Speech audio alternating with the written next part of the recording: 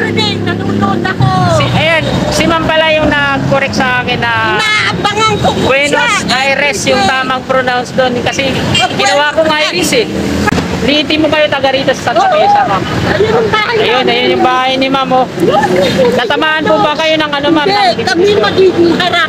Ayun. Kasi di ba magwa-widening pa yan dyan, ma'am? Oo. Bali matatanggal yung nandito sa harapan. Kayo na yung magiging Harap, yan po na harap. yung templo. Ayun. Ayan po yung bahay ni na ma'am, oh. Sa gilid. Good morning. Suki ako din Ayan. kasi ka. Yan. Isang solid viewer ulit natin yan si ma'am. Sige ma'am, salamat po. God bless, ma'am. Sinimulan ko to, walang naniniwala sa paligid ko. Ano? Magandang umaga Luzon, Visayas at Mindanao, maging sa mga kababayan natin dyan sa abroad, mga OFW, magandang umaga po sa inyong lahat. Nandito po tayo sa kahabaan ng Ramon Magsaysay Boulevard westbound at mag-update po tayo ngayong umaga dito sa NLEX Connector. At huwag na po natin patagalin to. So dito sa Pile Cap Concrete Foundation, ito yung unang ipapakita ko sa inyo sa ating update ngayong umaga. Yan, tinatanggalan na po nila ng mga forma. Bali, na-pouring na po pala ito, ano? Ayun, harangan na tayo. So, focus muna tayo dun sa kabila naman. Ayan, medyo bumibigat na yung traffic dito, no? Ito yung pedestrian. Labo-labo na, no? Kasi medyo kumipot ngayon yung daanan kasi andyan yung mga heavy equipment nila at may ginagawa. So, ayan, mga kasikap, pakita ko. Yung Pile Cap Concrete Foundation. Yung mga center island, mayroon ng mga tanim na, ano yan, halaman. At ito na nga, binabaklas na nga nila yung forma, marine plywood. Bali yung wall pala, yung na-pouring na, paikot. Bali dun sa may bandang gitna, parang hindi pa na, ano, yung pinaka-slab niya sa taas, hindi pa na-pouring. Yan. Diyan naman sa ilalim ng LRT2, ayan yung coping beam na ginagawa dyan. Tuloy-tuloy pa rin yung pagre-rebar nila, no?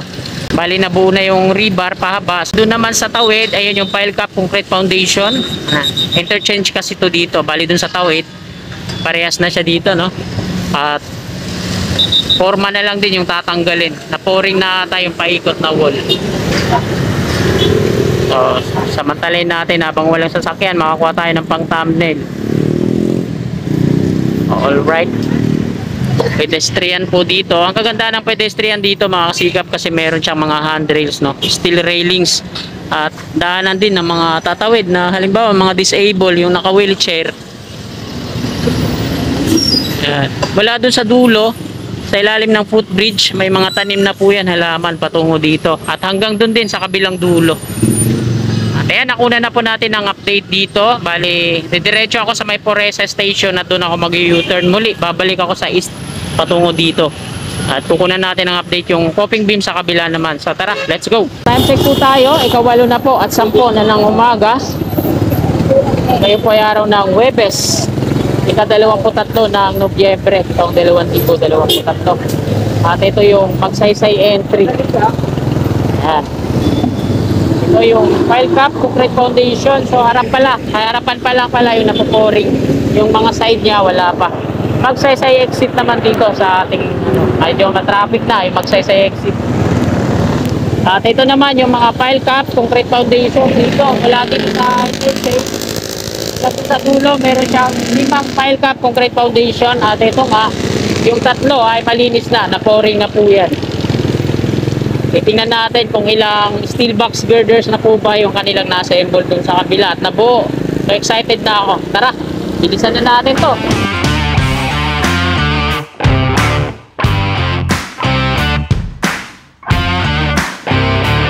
Dito na po tayo mga kasikap sa eastbound ng Ramon Magsaysay Boulevard.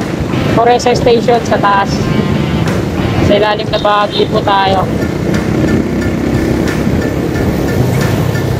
Saan ba na ako pwesto? So dito muna tayo sa kanan, sa gilid para makunan natin ang malawak na anggulo. Yung mga steel box girders na ina-assemble nila dito. Mula dito sa dulo, merong mga nakahilera, no? Ang dami. Ayan. So ilan na ba to? Yung na-assemble nila dito. So, isa pa rin mga kasikap, meron din palang daanan dito, no, to Old Santa Mesa Street patungo dun sa PNR, no, Santa Mesa Station, saka sa PUP Santa Mesa. Yan yung mga pakanan na to dito, pero hindi ako dadaan dyan dahil mag-update tayo doon. So sa ngayon mga kasikap, makikita natin dito na isa pa lang yung steel box girders na buo, no. Itong haba niya, 4 na putol, ay katumbas na po yan sa haba ng isang span dun sa ano, sa dulo ng viaduct ng connector dito sa kaliwa, at diyan sa gitna sa ilalim ng LRT2 yung coping beam na binubuo. So ito yung katumbas niya, yung haba na yan, mga nasa 65 meters nga yung tansya ko dito na haba, no. 4 na putol po yan. So ganyan yung itsura niya. Gamit tong mobile crane, ginagamit nila sa lifting, o ito yung pag binubuhat yung mga bahagi ng ano na yan, bahagi ng mga steel box girders. So dito, ayan, marami pang mga nakahilera ng mga steel box mula dito hanggang dun sa dulo. So hindi na natin bibilangin yan kung ilan yan dahil dikit-dikit at marami, lalo na yung nandun pa sa unahan natin. So tapos na tayo dito, no, kumuha ng update, diretso na po tayo dun. Tara, let's go!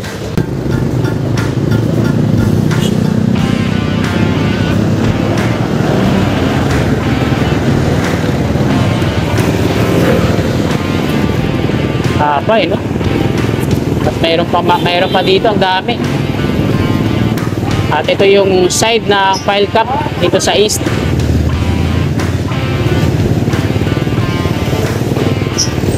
At ito na yung interchange.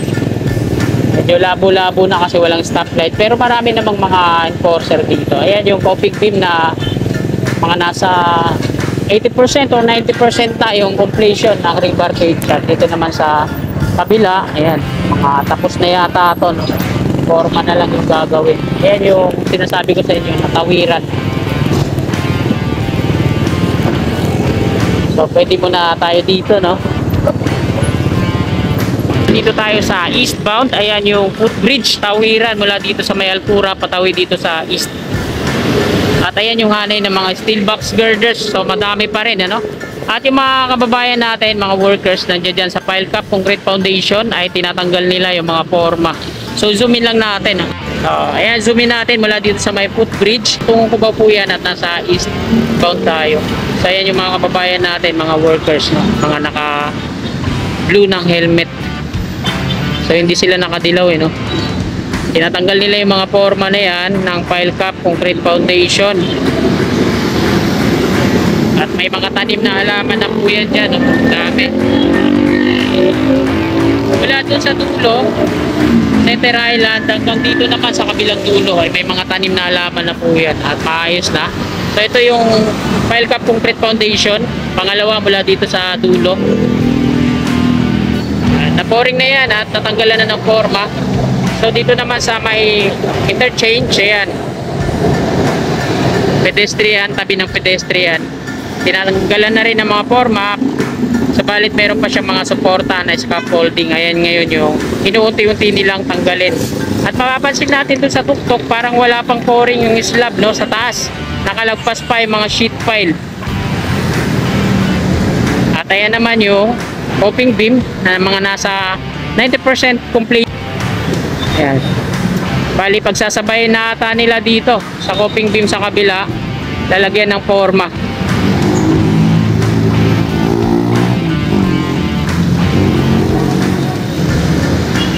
Nagbibideo din yung ano dun, parang supervisor nila. So lapit tayo dito mga kasikap. Tingnan natin, silipin natin. Nasa gilid po tayo ng building ng PLDT.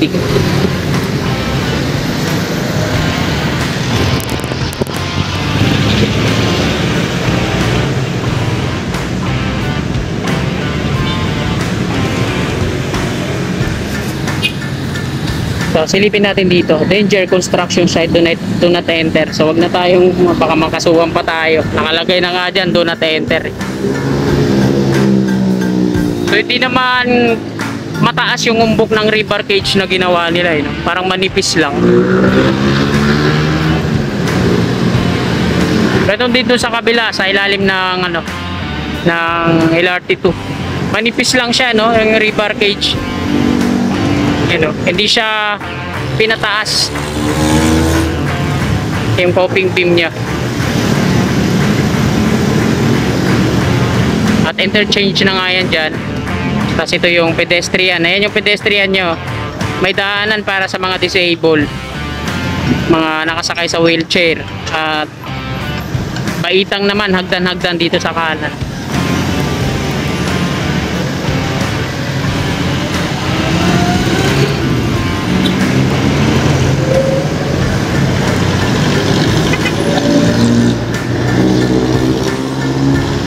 So paano mga kasikap, magpapaalam na po ako at dito ko na po tinatapos tong video na to. Ngayon po ay araw ng Huwebes, ika-23 ng Nobyembre ng 2023, ika-8 at ika-10 na ng umaga. Bago nyo po sana lisanin tong video na to mga kasikap, pakilike na lang po. At sa mga kasikap natin na naabot ng video na to at bago lang sa aking YouTube channel, pwede po kayong mag-subscribe. Nasa inyo po yun. At pahit na din po ng notification bell. I-bell po natin para always na updated po lagi tayo sa aking mga bago pang paparating na video dito. Maraming salamat. Lagi po tayo mag-iingat. God bless po sa ating lahat. You're my